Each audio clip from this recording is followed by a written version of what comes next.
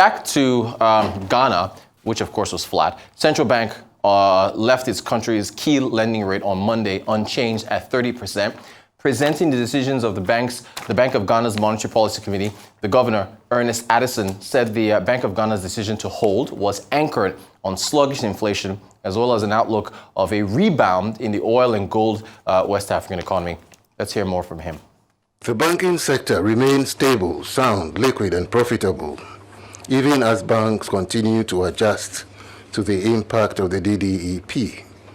The sector's capital adequacy levels remained above the minimum regulatory level with regulatory reliefs, with most banks carrying excess liquidity.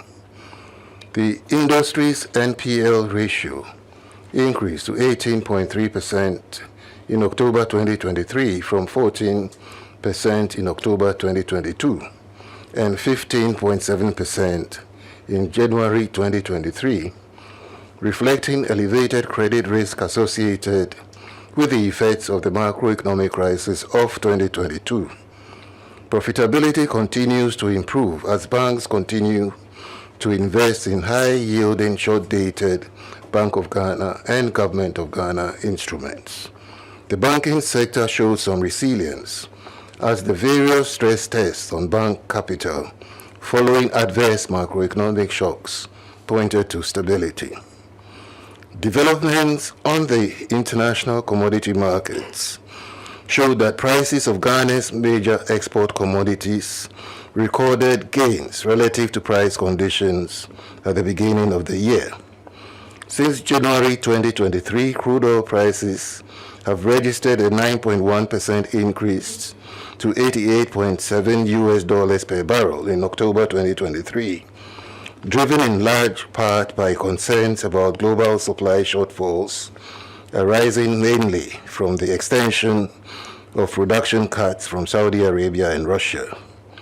Cocoa prices have risen sharply to levels last seen in the 1970s to $3,603.3 per ton in October 2023.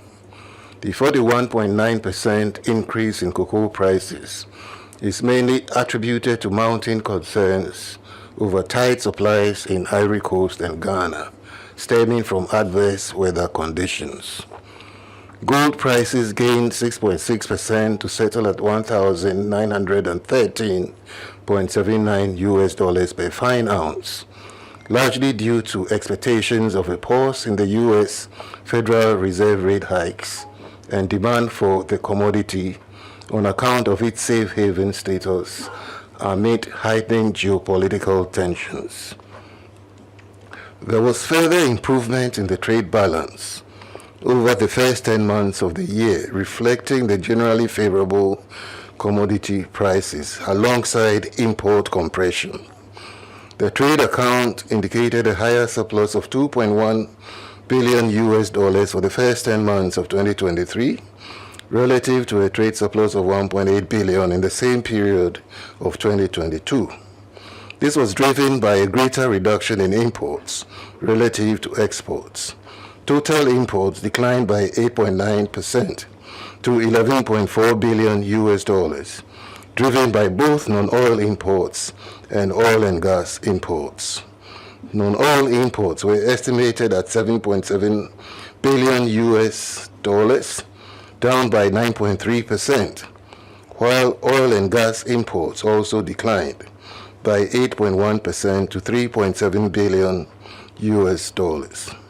Merchandise exports also declined by 6.4 billion to 13.4 billion US, and this was weighed down by crude oil exports and cocoa products.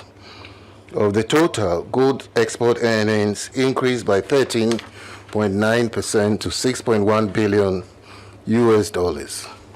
benefiting from both volume and price effect. Cocoa bean exports also increased by 6.1% to $1.1 billion on the back of higher volumes. In contrast, crude oil exports decreased sharply by 33.5% to $3.1 billion, mainly driven by reduced volumes. while other exports, including non-traditional exports, decreased marginally by 1.1% to an estimated value of $2.6 billion. Data up to the third quarter of the year shows that the current account recorded a surplus of $1 billion, in contrast to a deficit of $1.8 billion recorded for the same period of 2022. The surplus was driven by improvements in the trade account, a sharp drop in income payments, and strong growth in remittance inflows. The income account improved significantly on the back of the debt standstill, which led to a sharp decline in net income payments by 56% to $1.4 billion, and in interest payments on public debt by 89.8% to $134 million, compared with $1.3 billion in the same time of 2022. Remittance flows, however, increased to $3.2 billion compared with $2.5 billion in the same period of 2022. The capital and financial accounts are benefiting from reduced portfolio outflows and lower amortization payments. The capital and financial account recorded a net outflow of $1.5 billion in the review period, slightly lower than the $1.6 billion recorded a year earlier due to lower portfolio payments and reduced government amortization.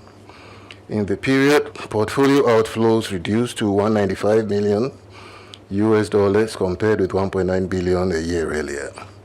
Also, government's loan amortization declined by 41.7% to $523 million, mainly due to the debt standstill.